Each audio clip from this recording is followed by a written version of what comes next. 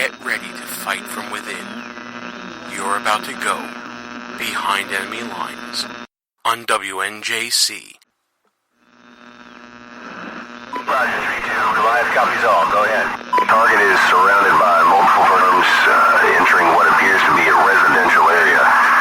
Requesting permission to engage. From the People's Republic of New York City, you're now going behind enemy lines with Gene Baradelli and Russ Gallo.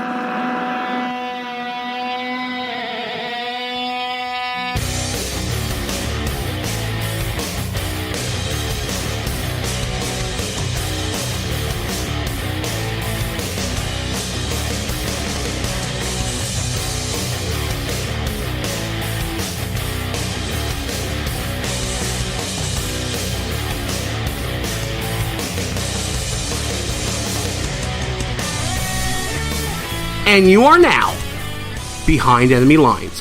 Hey there, how you doing, America? Gene Baradelli here, and Russ Gallo's in the house. Russ, how you doing, my brother? Glad to be back, Gene. Glad to be back. We're glad to have you back, and we got a power-pack show for you here tonight, behind enemy lines, live on Spreaker, or wherever you're listening to us, either on rebroadcast or on demand. We have Niger Innis from Tea Party Forward. He's the new organizer of that, coming on the show. And we have what I like to call the great debate going to be happening tonight. It's finally happening. Russ versus Yak. How you doing? It's going to be a lot of fun. This promises to be one of the funniest debates ever on the show that I could think of. It's going to be epic. That's all I can say. And I want to thank everybody for hanging out with us in the chat room right now. Got a packed up chat. Ready and raring to go. A couple of new faces in there, a couple of old ones. Talking about Russ, of course. And, before we get started here, the main question is, Russ Gallo, where the hell have you been? I mean, come on, man. It's been like a month and a half since you've been on the show. Let's not talk about that nonsense. Let's get right into it. Because as the people in the chat room know, tonight is brought to you by Single Barrel Jack. Oh my God, it is the best stuff ever. Why have you not been drinking this? We got to get business taken care of quick, because an hour-long show, I don't know how long we're going to be coherent. So I think we should just jump right in to what we got to get done. Okay, well, let's get into it right now. First and foremost, let's just recap. New Hampshire. I want to get Russ Gallo's reaction to what happened in New Hampshire. We got some Cruz people in the house. We got some Trump people in the house. That'll be Russ Gallo. And you know what? Slow down. First of all, I'm not a Trump guy. Oh, I saw the article on www.behindthemulinesradio.us. Yeah, you must not read the whole thing, because at the very end I point out quite clearly that I'm not a Trump guy. There's a disclaimer. Whatever. All right, let's talk about New Hampshire real quick. So New Hampshire. It's a state that actually allows independents to vote in primaries. Again, everything I'm going to say right now, I'm just observing here. I don't necessarily agree with allowing independents to vote in partisan primaries, but it is what it is. So since they allow these people to vote in partisan primaries, the independent voters, one would guess that they're going to vote where they're gravitated to vote. So the people who came out and voted for a Trump victory, for some reason, these independent voters voted in a Republican primary and voted for Donald Trump. Now, what has the Republican Party been saying for years and years and years, every election cycle? We need to attract more independent voters. We need to attract more minorities. We need to attract more women. We need to broaden the base. We need to broaden the base, the big tent, all that. Hello, Donald Trump did it, and he proved it in New Hampshire. Then you have people saying, well, he only got 30-some-odd%, so that still means there's 60-some-odd% against him. Okay, well, so then what does that mean? So Jeb Bush gets 6%. Does that mean 94% are against him? I don't understand the logic of that argument. New Hampshire showed us a lot of things. New Hampshire also showed us that in a two-person race on the Democratic side, Donald Trump got more raw votes than Hillary Clinton. Which in and of itself is pretty amazing, considering how many people were running on the Republican side. Yes. Now, the last thing I just want to briefly touch on New Hampshire, and I outlined all this in the blog post that we put up on BehindEnemyLinesRadio.us. I don't usually do plugs. Why do you do the plugs, Gallo? Yeah, I told you, one more Jack and I'm done with being coherent, so I'm just trying to put it out there. Get it out there right now. So, one more thing about New Hampshire.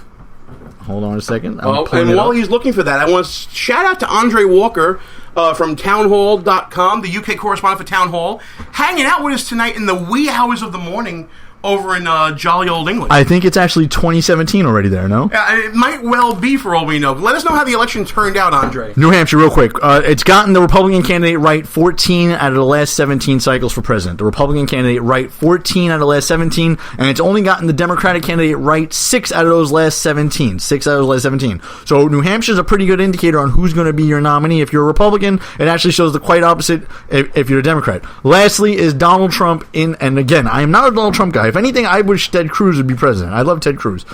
Donald Trump, if you look at the breakdown of the exit polls in New Hampshire, which this is a perfect laboratory to see where people stand, your independent voters, your Republican voters, and whatnot. Donald Trump won every single demographic in New Hampshire. Every single one. Women over 65, women under 21, however you want to slice and dice the American people, which the left loves to do, and the Republican Party is starting to think about that. Donald Trump won the group, and we have some people in the studio tonight. One of them saying libertarians, and that's absolutely true too. Counties in New Hampshire that Ron Paul won last election cycle, Donald Trump carried them this cycle. So it's unbelievable what this guy has pulled off, and what people have been saying for years they want the Republican Party to do. Donald Trump's basically doing it, and he's catching all hell for it. Last thing, Gene, I just wanted to touch on. In Iowa. You sure it's not Ottawa? Iowa. Okay, you didn't pull a reverend. Marco Rubio came in third place and gave a victory speech. I don't know what the hell was going on there. Well, okay, so I have what I think is the answer to that. And I do want to hear it. He gives a victory speech in Iowa and then comes in third place. And then New Hampshire. The talk was all about who would come in second and who would have the momentum for coming in second. Listen, Donald Trump is a blowhard in a lot of respects, but he's absolutely right on this. Why is it so important who comes in second and third? The guy is not a politician.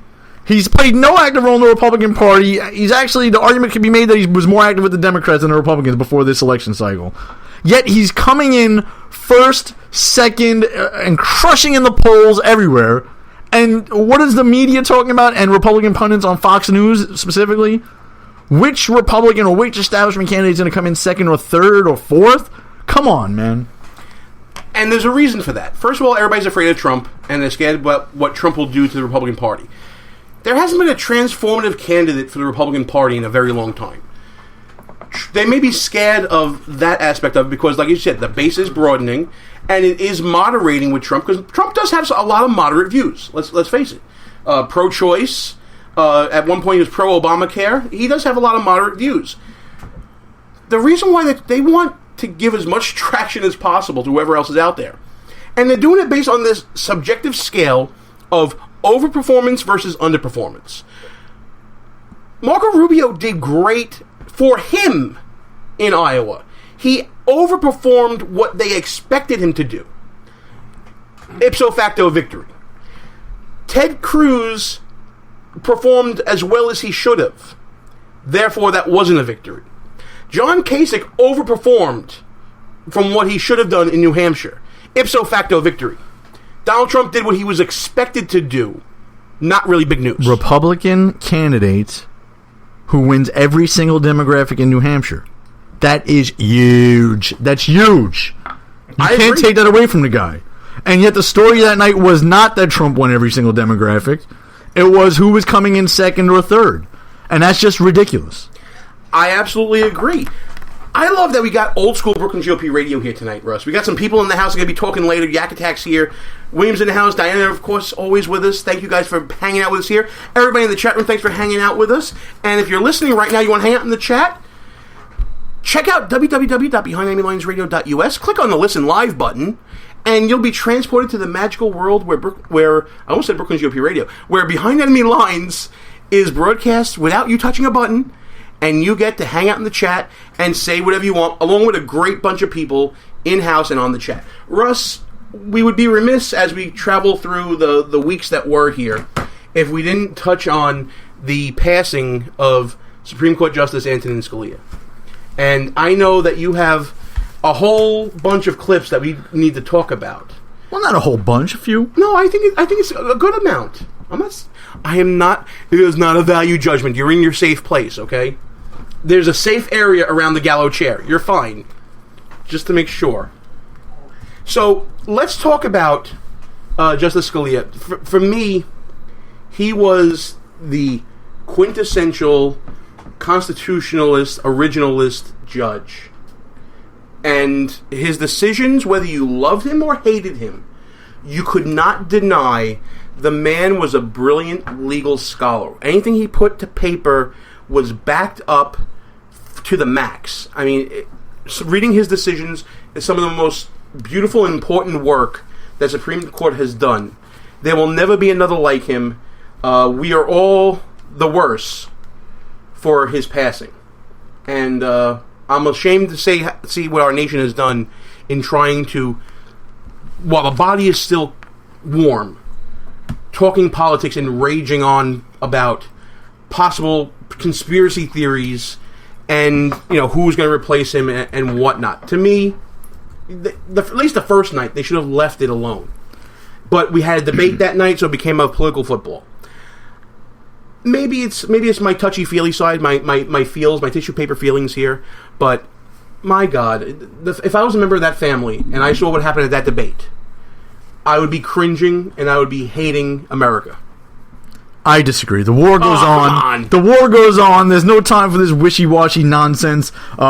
A conservative rock star died, and we have to fight the good fight. And Justice Scalia, before he died, actually said that he hoped, I'm going to paraphrase him here with a Brooklyn accent, he hoped that he wouldn't be replaced with a guy that would undo all the good things that he did himself. So, amen. So we got to carry on that wish, and I expect nothing less of the Republican Party. I expect nothing less, although the Republicans have disappointed me in the past, which we'll get to when we debate about Trump later. So far, the words and the rhetoric are matching what you want it to be.